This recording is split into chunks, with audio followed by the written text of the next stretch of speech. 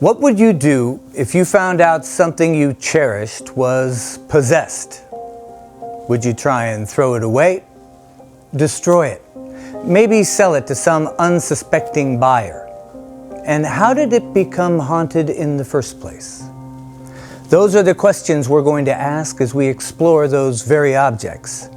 Some you might be familiar with, others so obscure that they've been lost to the sands of time until now. I'm your host, Evan O'Hare. Welcome to Haunted Objects.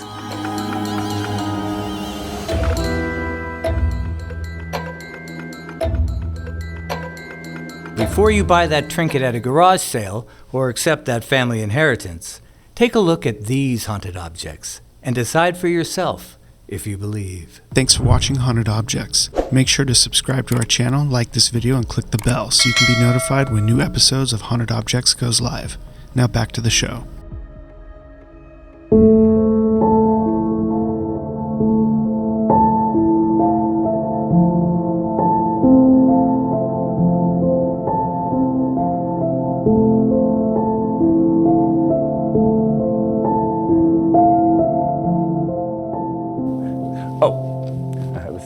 Just getting used to the weight.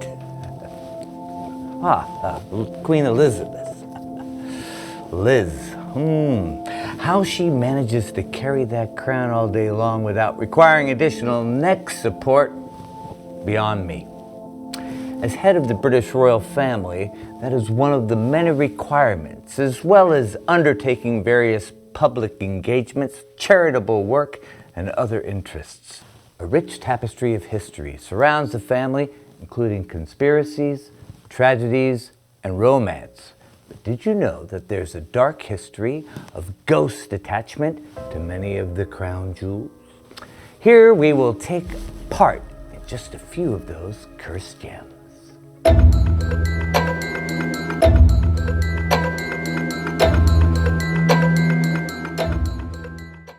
You may not have heard about the KOH I NOOR Diamond, but you've most likely seen it.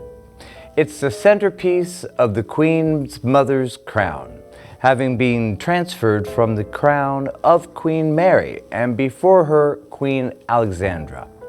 But it began its life in Asia as a prized possession of the rulers spanning centuries. But this glistening diamond has a dark side and is said to bring misfortune to any male who dares to wear it. Perhaps that's why only women have dared to wear it since it was brought to the country. Although Queens Victoria, Alexandra, Mary, and Elizabeth buried both their husbands and at least one of their children, outliving them by decades. Elizabeth II declined to wear the diamond at all during her longest-serving reign. The history of the diamond is a bloody one of the bloodiest across history. It is reported to have belonged to the ruler of an ancient Oriental kingdom as far back as 3000 BC, and has been fought over by numerous rulers and appeared in numerous incantations. It has been a precious unset stone, a brooch, and an amulet over its many, many years. The diamond once belonged to a ferocious Sikh, Maharaja Ranjit Singh, who died during the Anglo-Sikh Wars, leaving his 5-year-old son, Duleep Singh, as the last Maharaja of the Sixth Empire. The infamous precious stone was seized by the British Crown and in 1849 was presented to Queen Victoria, who was then the sovereign of India. She was so taken with the stone that it was rehomed. During its long journey to England, many unfortunate incidents happened, such as cholera broke out and the ship almost sank in the storm. Many of the crew lost their lives, but the stone finally made it to London, where it was shaved down to within an inch of its original majesty. Legend has it that the Hindu curse was placed upon the diamond, saying that only women can wear the diamond without harm. If men should wear it, they will encounter great misfortune.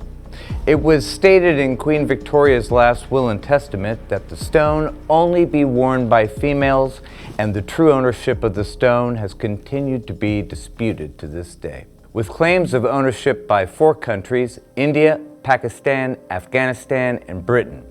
But the United Kingdom has maintained its legal ownership over the gem. Today, the jewel is displayed at the Tower of London as part of the Crown Collection. Whether the stone actually does carry a curse affecting all the men who wear it, or if the misfortune associated with it simply stems from the greed and envy that such a valuable stone inspires, we'll never know. Unless, of course, the future king dares to put that theory to the test when he takes the throne. With the future 3 generations of the throne being males, only time will tell on this one. Whether the cursed objects shown this evening are of myth, urban legend, or fantastical paranormal occurrences is for you to decide. I hope I haven't left you eyeballing your shelves and contemplating your latest thrift shop purchase. But if I did, get in touch. Tell us about your possessed possession, and maybe we'll feature it right here on Haunted Objects.